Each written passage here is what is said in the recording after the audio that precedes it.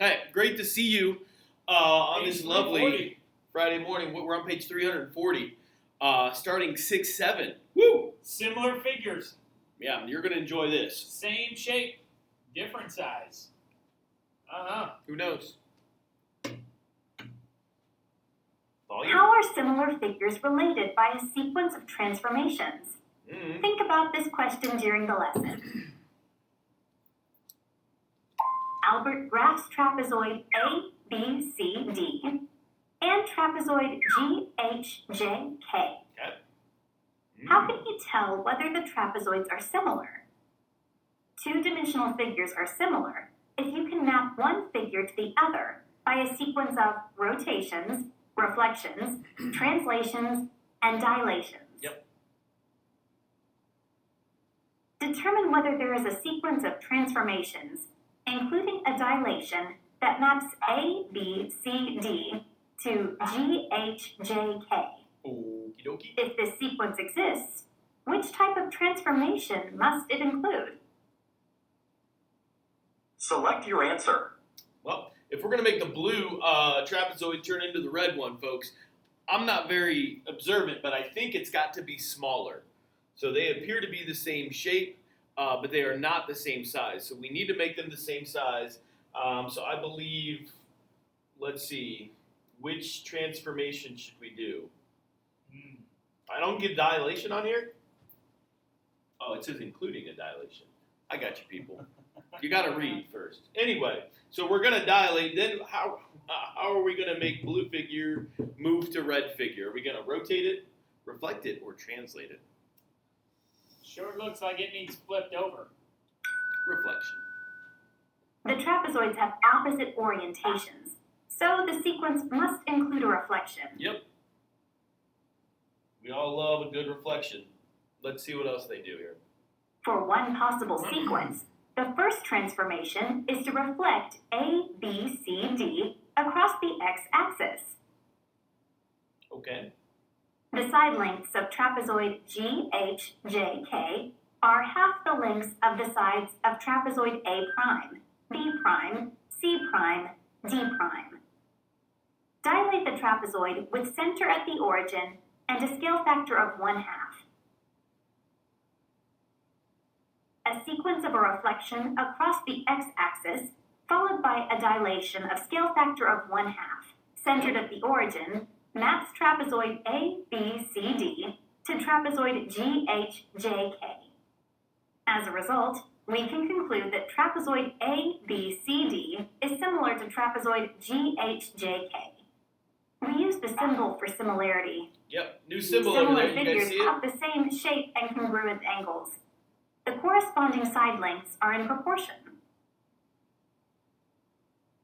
There you go. So guys, similar figures different than congruent figures, right? If they're similar, they have the same shape. They're just not the same size, right?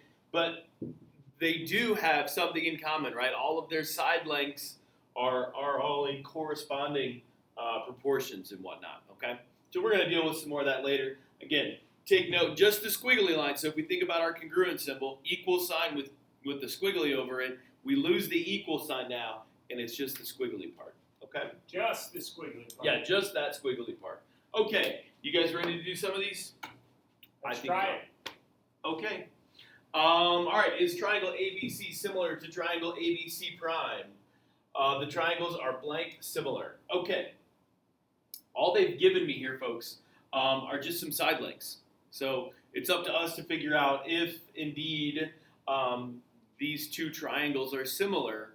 Then we know that their corresponding sides will all be in a proportion to the other corresponding sides. Okay? At that same ratio. What does any of that mean? There you go, same ratio. So let's look at AC and AC prime, right? Let's look at those two. Okay? So A to C, let's write this up here, is 8. And A prime, C prime is 18.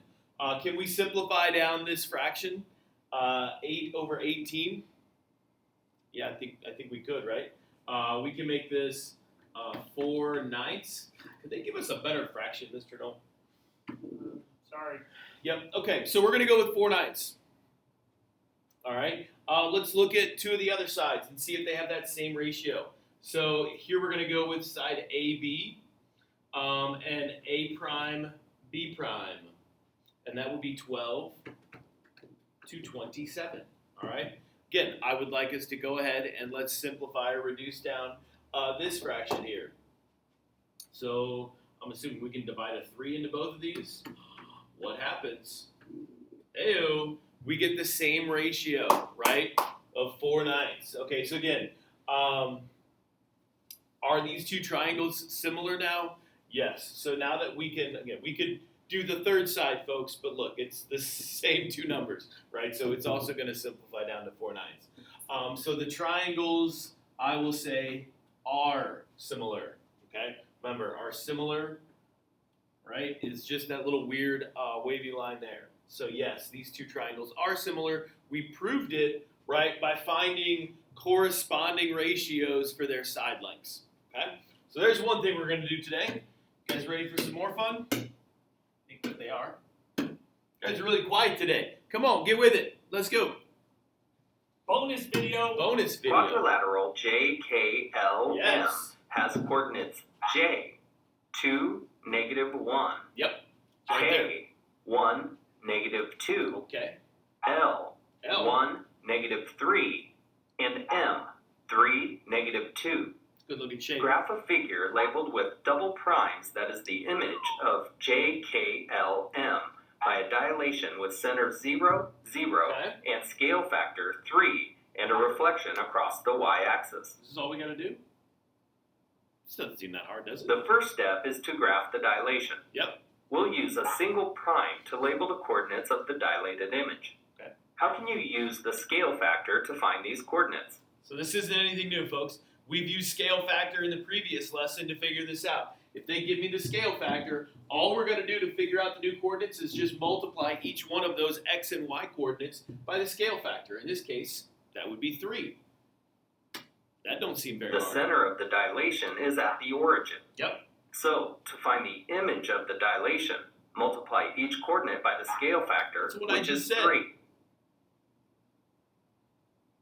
Now you can graph the coordinates of the 4 vertices and then Beautiful. connect the points to form the image. Nice. Okay. Now we're ready to graph the reflection. Do we know how to How do you reflect? find the coordinates of the Yes. reflected image?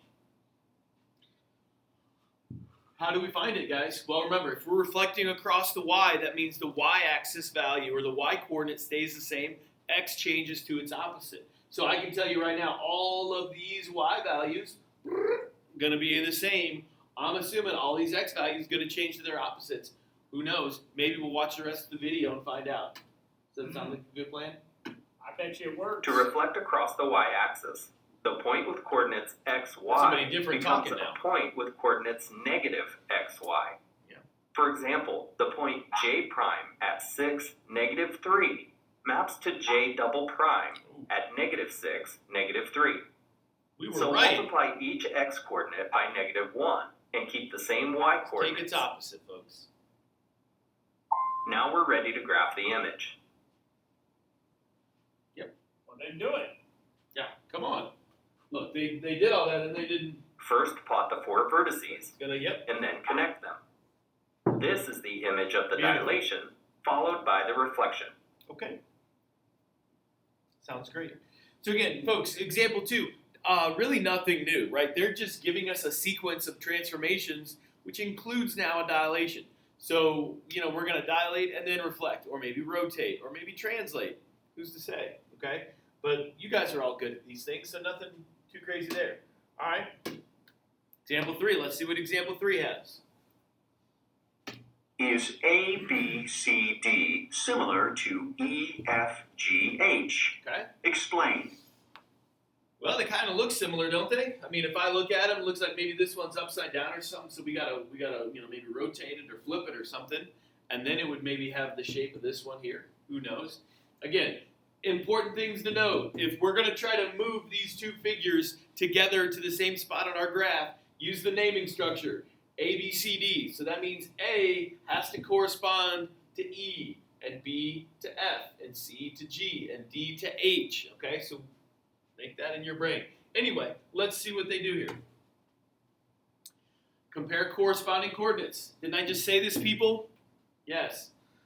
Okay, notice that each coordinate, I don't know if we're going to notice that is 1/2 of it, but I'm assuming we could get there with some side links, though, because look, I can count this side as 4, and that side is 2, and we know that's the pre-image and the image, and then we can do our little dividing thing, and we're going to get 1/2. That's how we're going to know we're going to have to do some dilating. Is that all they really gave me on that? Yeah, okay. That's it, boss. Yeah, so they're going to dilate by 1/2, right? When they dilate by 1/2, then they still have to rotate it, okay? Again, check for orientation first, right? A, B, C, D, E, F, G, H. That's how I know we don't have to reflect, right? Orientation is the same on these two. So cross that one off the list. It can't possibly be a reflection, and that's what we're always going to look for first, okay? So they do that. Obviously, then we're going to have to rotate it, so that's how they came up with their 180-degree rotation there. Okay, finally, our turn to do something. I feel like we haven't done anything this whole time, Mr. Noel. Graph the image of JKL. All right, after a reflection across the line, of course they would give us that one, followed by a dilation with a scale factor of this. Okay, so let's do these in order. So the first thing we're going to do, reflect across x equals 1. I'm hoping you guys all remember where x equals 1 is. Do you? If not, put a point on 1 on the x-axis. I go to the x-axis. It's right here. We're going to go to 1. We're going to put a point here. We're going to draw a line. There it is. All right? All right. So we are graphing the image of JKL. After this, JKL. So first thing we got to do is reflect. All right, here you go. But every point is just going to be the same distance away, just on the opposite side. So J is going to go 1, 2, 3. 1, 2, 3 over here. There's, we'll call it J prime. K is 1, 2, 3, 4, 5 away. It's going to be all the way over here. Here's K prime. And L is 1, 2, 3 away. And it's still 3 away over here. L prime. Boom, boom. Voila. You guys good? Again, this, we can fly through this. We should be pretty good at this. Second thing we got to do, dilate scale factor of 1/2. Okay? Are we dilating from the origin? Well, we should. We will. We will. Guys, let's be clear. You can dilate from anywhere on the graph. We will dilate from the origin at all times. Okay? All right, so this is going to get really small here. All right, so we need to come up with these ordered pairs really quickly here. So L is at what?